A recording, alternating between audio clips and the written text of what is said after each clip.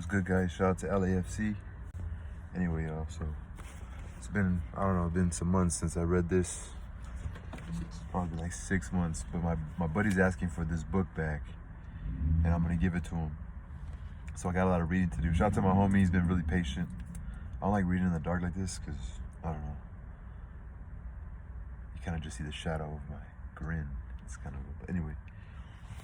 Disclaimer, this book, if people hear me reading it out loud, they'll be like, man, this is like a very dark book, like a how to make bombs book, but this is 500 years of indigenous resistance of people who are indigenous to this land, who have their beliefs, and have their truths, and feel that, like, this book is important to some people, what I'm trying to get at, and I don't want to offend them, but I also am not here to be super outspoken. This is, I read on here, and I'm just covering my neck because, I'm gonna read this and I'm putting it out there. So if you guys have any opinions, you're not putting your neck out there and reading this. I don't know if the white man wants me to put this book out there, but I read a bunch of books. People who follow me can just see what I read, and the audio book. So this chapter is Revolutions in the New World. Following the American Revolution, movements for independence began breaking out in South and Central America.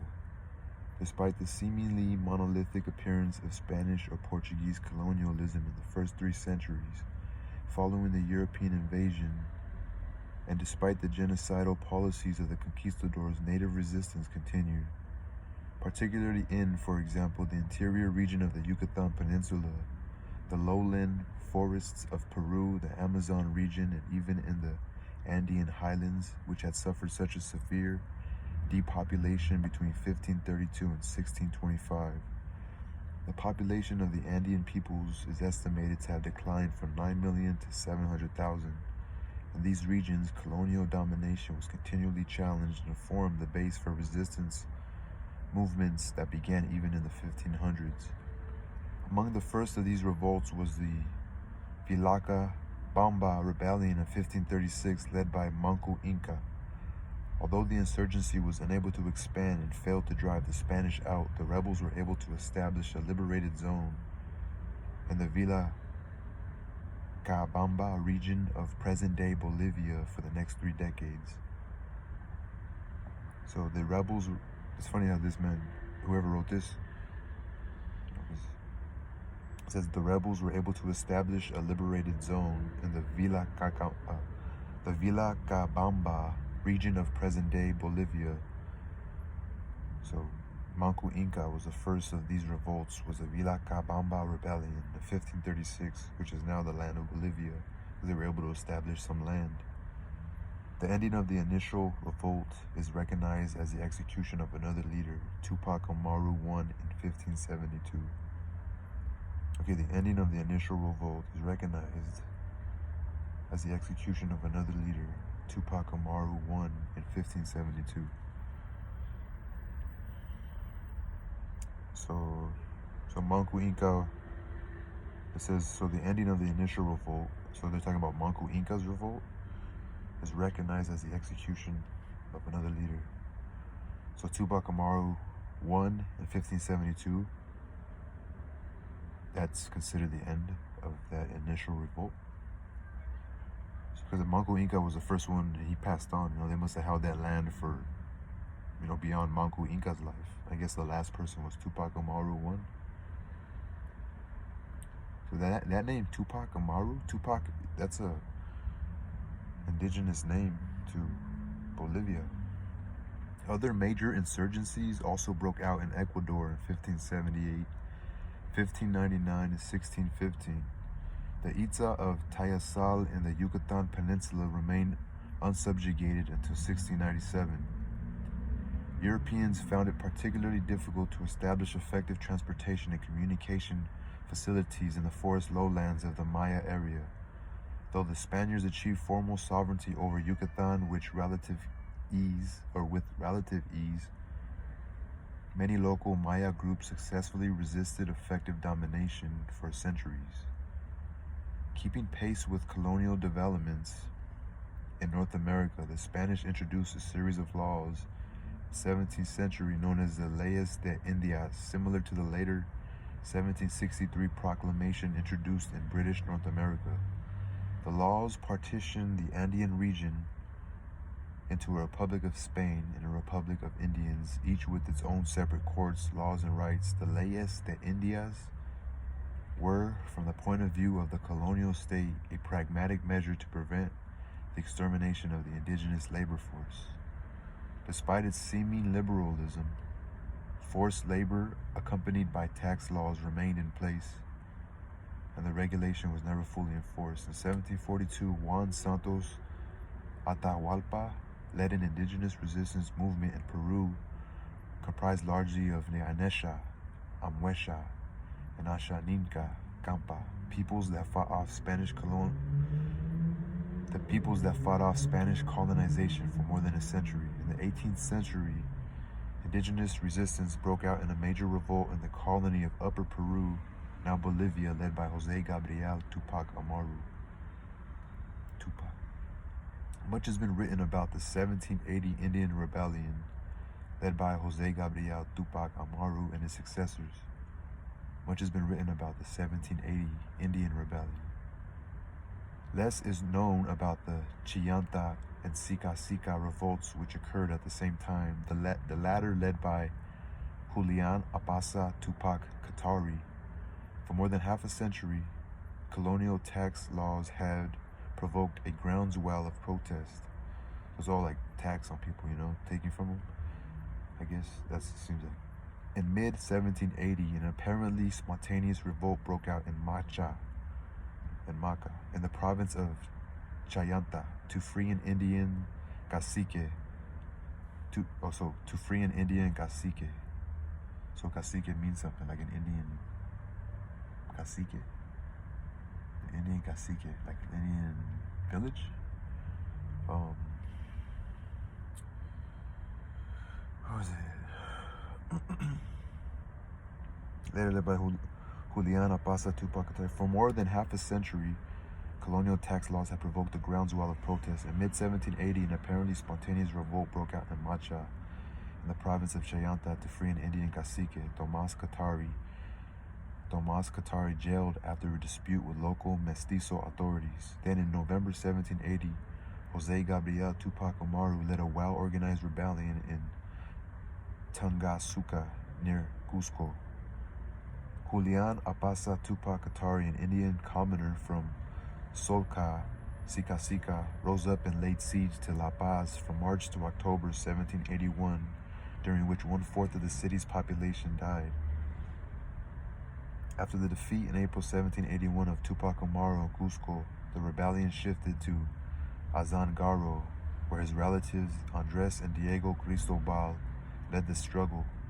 Andres successfully laid siege to Sarata in August of that year, but by November he and Diego Cristobal were forced to surrender to the Spanish authorities.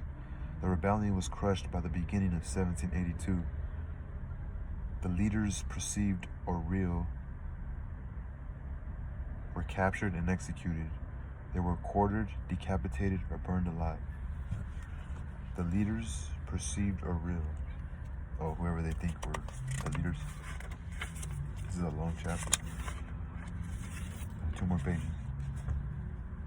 While indigenous resistance continued and frequently sent shockwaves throughout the ranks of the colonialists, including Spaniards and Creoles, descendants of Spanish settlers in the Americas.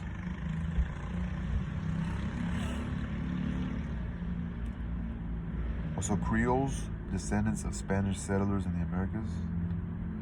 The colonies themselves began to experience movements for independence comprised of Creoles and mestizos.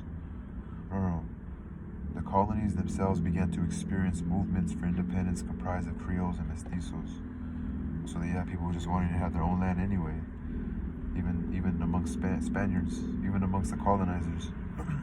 The backgrounds to the movements for independence, like in the U.S., are found in the oppressive taxation and monopolistic trade laws imposed by the colonial centers, both of which constrained the economic growth of the colonies. As well, Creoles were generally bypassed for colonial positions which went to agents born in Spain. The first major settler revolt was in 1809 in the colony of Upper Peru, Bolivia, which succeeded in temporarily overthrowing Spanish authorities. In 1810, Colombia declared its independence, followed 1 year later by Venezuela. In 1816, Argentina declared its independence, and the next year, General Jose de San Martin led troops across the Andes to liberate Chile and Peru from the royalist forces.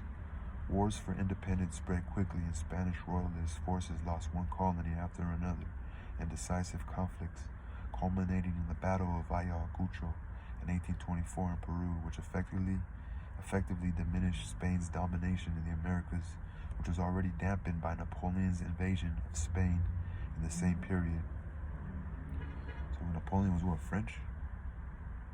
Although the independence movement succeeded in overthrowing Spanish and Portuguese forces, they were led by and in the interests of Creole elites, with the assistance of landowners and merchants. The revolutions for independent state formations in the Americas in the late 18th and early 19th centuries must be seen as being in the mode of European nation-state formation for the purpose of capitalist development.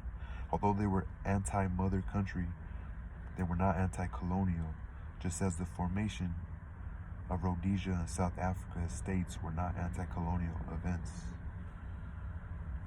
The present-day Confederation of Indigenous Nationalities of Ecuador, CONAIE, describes the independence of Ecuador, for example, as not meaning any change in our living conditions.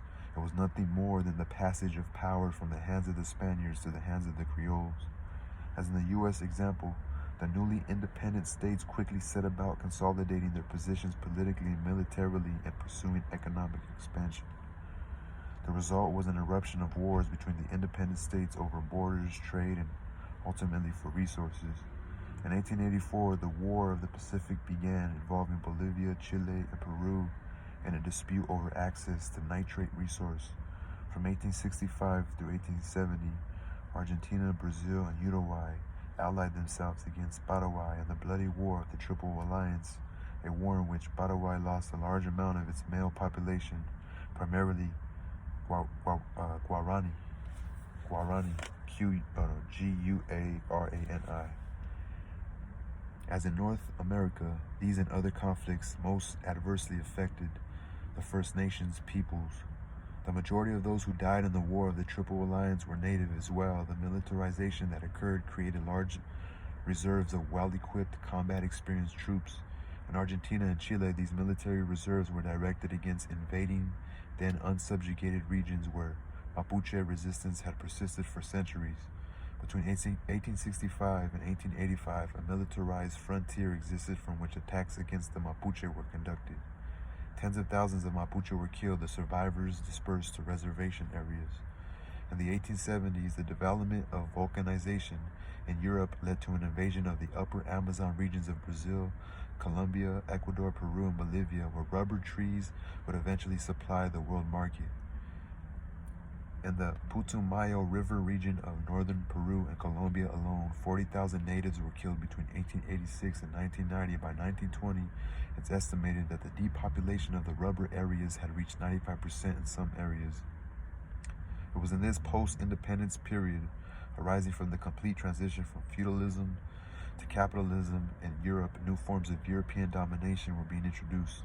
Briefly, this consisted of the introduction of bank loans directed primarily at developing infrastructures for the export of raw and manufactured materials, roads, railways, and ports, particularly in the mining and agricultural industries. In the 1820s, English banks loaned over £21 million to former Spanish colonies. Through the debts and the subsequent import of European technology and machinery necessary for large-scale mining and agricultural business, necessary to begin repayment of the loans, dependence was gradually established and continues today in the form of the International Monetary Fund and the World Bank, controlled by the G7. By the who? Controlled by the G7. That shit scared the fuck out of me. During the same period, the U.S. was also setting footholds in the region. During the same period, the U.S. was also setting footholds in the region. In 1853, 5 years after gold was discovered in previously unknown areas in Central America, U.S. Marines invaded Nicaragua. In 1898, following the Spanish-American War, Puerto Rico and Cuba were annexed to the U.S. Puerto Rico remains today as the last U.S. colonial nation. As well, U.S. forces occupied the Philippines, carrying out massacres of men, women, and children, and Hawaii came under U.S. control in 1893. With these actions, the U.S. established itself as an emerging capitalist power, and the eventual extent of U.S. imperialism was beginning to take shape. On a global scale, the development of imperialism had now established itself internationally.